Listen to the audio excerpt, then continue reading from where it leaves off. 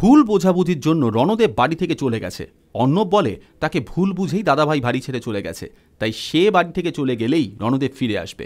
কিন্তু সরোজ তাকে বোঝায় ভুল বোঝাবুঝি দিয়ে কোনো কিছু সমাধান হতে পারে না, রণদেব যে ভুল বুঝছে সেটা তাকে বোঝাতে হবে। কিন্তু তখন ডানা বলে রণদেবকে বোঝাতে গেলে তো আগে তাকে ফিরে পেতে হবে। সরোজ তখন রণর সব বন্ধুদের ফোন করে নিতে বলে যে কারোর বাড়িতে রণদেব গিয়েছে কিনা।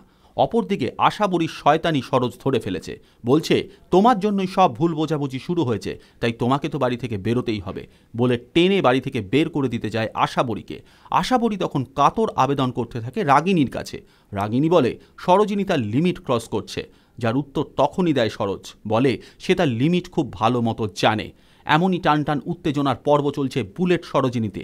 মে মাসে রমরমিয়ে শুরু হওয়ার পর মাত্র 2.5 মাসেই সিরিয়াল বন্ধ হয়ে যাওয়ার অশনি সংকেত শোনা যাচ্ছিল। টিআরপি তালিকায় প্রথম 10-এ এখনও জায়গা করতে পারেনি দিয়া ও অভিষেক বীর শর্মার এই সিরিয়াল। টিআরপির নম্বর ভালো না থাকলে অনেক সিরিয়ালকেই মাঝপথে বন্ধ করে দেওয়া হয়। মনে করা হচ্ছিল 2.5 মাসেই হয়তো বন্ধের খাড়া নেমে আসবে এই সিরিয়ালের মাথায়। কিন্তু গল্পের গতি ক্রমশ টান টান করে নতুন নতুন চমক তৈরি করে টিআরপিতে ফিরে আসার চেষ্টা করছে টিম সরোজিনী। রণদীপ কি ফিরে আসবে নিজের বাড়িতে? ভুল বোঝাবুঝি কি মিটবে অর্ণবের সঙ্গে?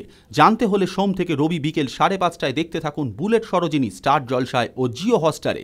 এমনই বিনোদন দুনিয়ার প্রতি মুহূর্তের হাজির খবর সাত তাড়াতাড়ি আপনাদের কাছে পৌঁছে দিতে বদ্ধপরিকর টাইমলাইন ক্রিয়েশন। আপনাদের কেমন লাগছে বুলেট সরোজিনী? মন্তব্য করে জানান আমাদের মন্তব্যের বাক্সে।